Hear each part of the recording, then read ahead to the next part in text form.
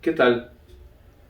Estamos ahora con la cápsula número 5 y vamos a estar trabajando lo que es el capítulo número 4 de mi libro de Introducción Epistemológica al Psicoanálisis.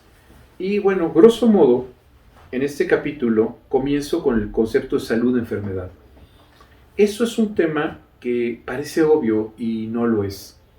La OMS, la Organización Mundial de la Salud, propone que salud es el estado completo, fíjense, completo de bienestar psíquica, física y social. Desde luego, cuando uno le pregunta qué es eso a la OMS, no responde. Y nosotros nos quedamos estado completo de bienestar. Y lo que sabemos es que precisamente lo que ha hecho que los seres humanos caminen es su malestar, es su sufrimiento, es su incomodidad. Entonces el patos, desde este sentido de la pasión, pero también de lo patológico, ha sido un resorte esencial para que seamos lo que somos.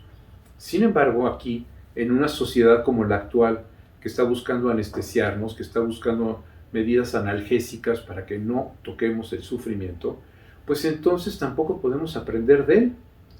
Y es verdad que podemos o bien tratar de evitarlo, regodearnos en el sufrimiento o aprender de él. Yo creo que la propuesta psicoanalítica lo que intenta es que hagamos acuse de recibo de las causas de este malestar, de este sufrimiento. Y entonces, si lo hacemos, nos está, digamos, conduciendo a que tengamos herramientas para no pensar que nuestro sufrimiento es debido a un hechizo, a un jefe malo, a una pareja mala, sino que nos empecemos a preguntar sobre lo que hemos hecho nosotros y trabajado arduamente para tener el tipo de malestar que estamos teniendo. Entonces, es importante pensar este sentido de salud, de enfermedad, porque también un estado, para decirlo así, de supuesto bienestar permanente, una cosa así, eso es ser zombie, eso es estar huyendo de los conflictos. Y en este estado zombie, el propio Heidegger le llamaba ahí Das Man, que es él decía que el Das Man tiene una existencia inauténtica. Si nos hacemos preguntas, si leemos el periódico, si vemos una serie de circunstancias, pues estamos obligados a tener problemas, a estar preocupados del cambio climático, a estar preocupados de la injusticia social, a estar preocupados de qué le está pasando a nuestros hijos, a nuestra pareja, a nosotros mismos. O sea, a no ser indiferentes. Entonces me parece que esta idea de pensar la salud desde la mirada médica como ausencia de malestar es algo que en el términos psicoanalíticos es peligroso. Después, precisamente, hablo sobre la normalidad y lo sintomatológico. Es muy importante que generalmente se habla de los síntomas que tiene una persona, que los padece. Sin embargo, en psicoanálisis las personas no tienen síntomas. O sea, uno llega a un espacio analítico porque tiene un malestar. Y ese malestar, de alguna forma, lo está generando que él no pueda sentirse cómodo. ¿Cómo se explica él el malestar? Muchas veces, como se dice, como un alma bella, no quiere encontrar, digamos, el conjunto de determinaciones subjetivas que lo han llevado a tener ese conflicto, esos problemas, ¿no? Y entonces supone esto que hablamos, como que han sido cosas o heredadas, o las circunstancias, o el malestar del jefe, etc. Entonces, lo sintomatológico en psicoanálisis, lo que tiene que ver síntoma, viene de la etimología como de sintonía, semejanza, relación. Entonces, un síntoma analítico es un problema al que de alguna forma está buscando la relación con aquello que lo causa y nuestra responsabilidad en la manera en que ha sido causado. Es decir, no solo hay un problema porque encontramos las razones, sino también nosotros porque hemos estado ahí para poder, digamos, no obtener una posibilidad de salirnos de esa serie de circunstancias. ¿Por qué no hemos podido decir no? ¿O por qué hemos hecho lo que hemos hecho para tener ese problema? Eso es lo que es un síntoma analítico.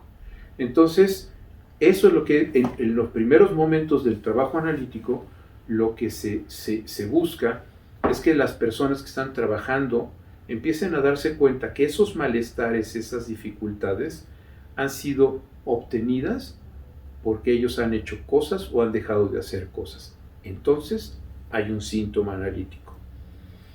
En este sentido, el siguiente punto sobre ética y verdad.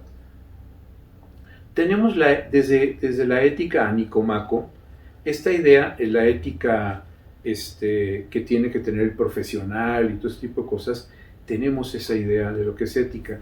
Lacan es cuidadoso al mostrarnos que la ética es del deseo. Es decir, que lo que es el trabajo analítico, o lo que busca un trabajo analítico, es promover una ética en donde aquel que analiza pueda dar cuenta claramente de su deseo.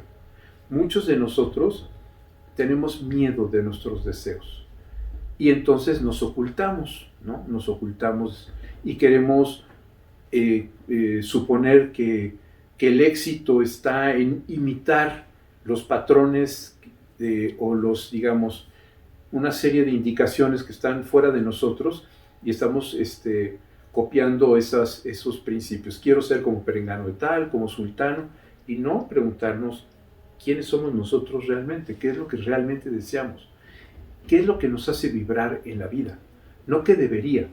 Yo quisiera querer hacer tal cosa, pero no quiero. Pero ¿qué es lo que sí quiero?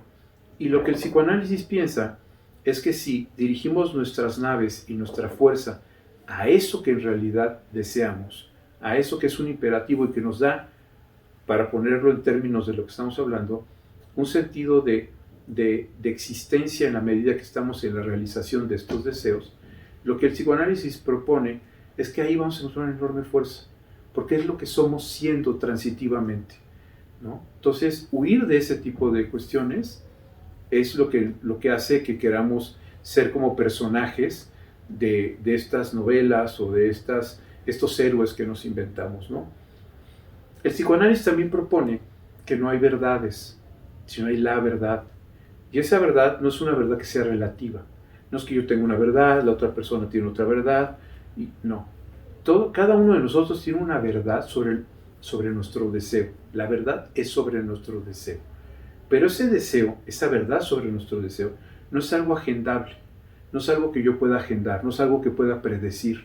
La verdad del deseo es simple y sencillamente este encuentro efímero en donde efectivamente el sujeto puede encontrar, decir, y generalmente si lo pasa al yo, a la conciencia dirá, pude ser, disfruté, me gustó, me encontré en tal cosa.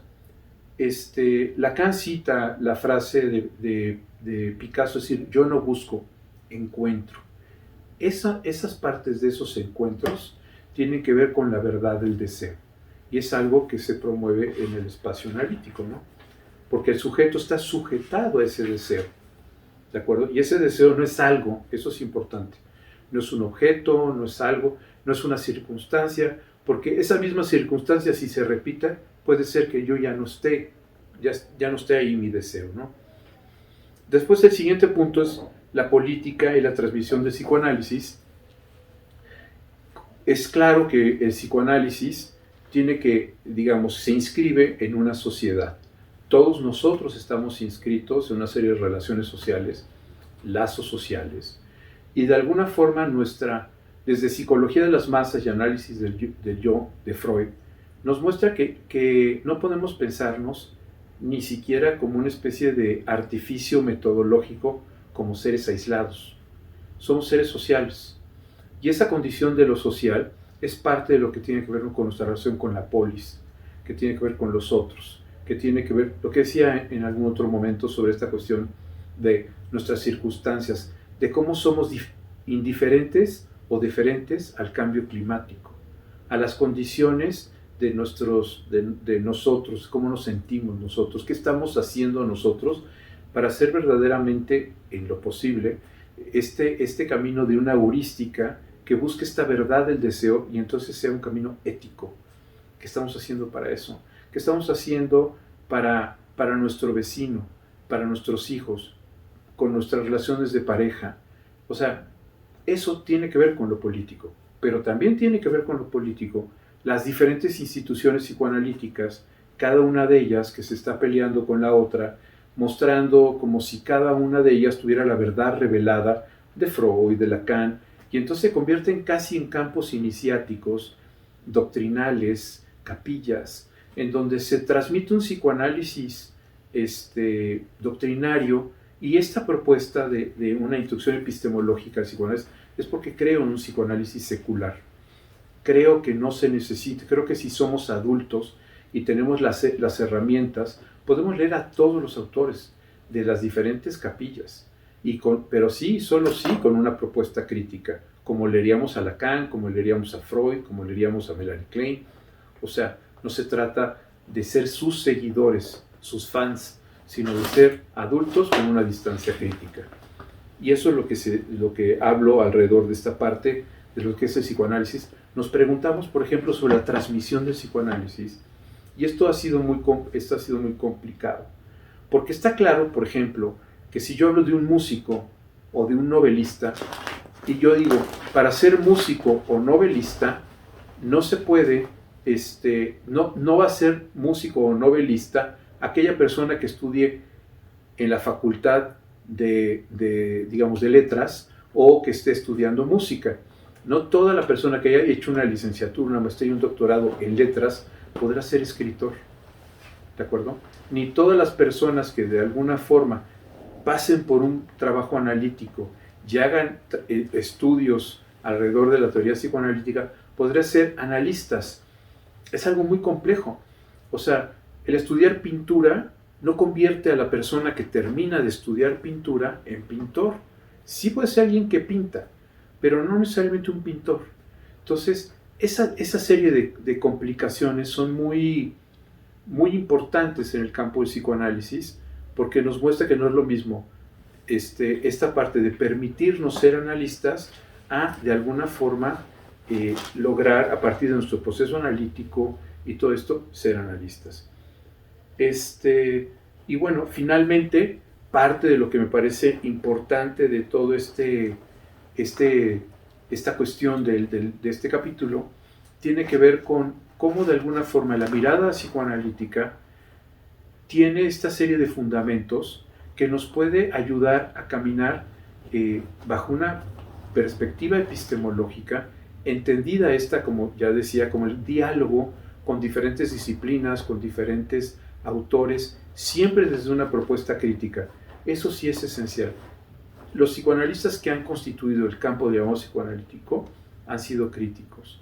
Freud, Lacan han sido personas que han estado siempre con una actitud de mostrar, no solo frente a la cuestión de cómo aproximarse a la condición humana, a lo inconsciente, sino también a la forma en que esto se transmite, la forma en que esto es recibido y, desde luego, a partir de generar una praxis para que esto sea posible.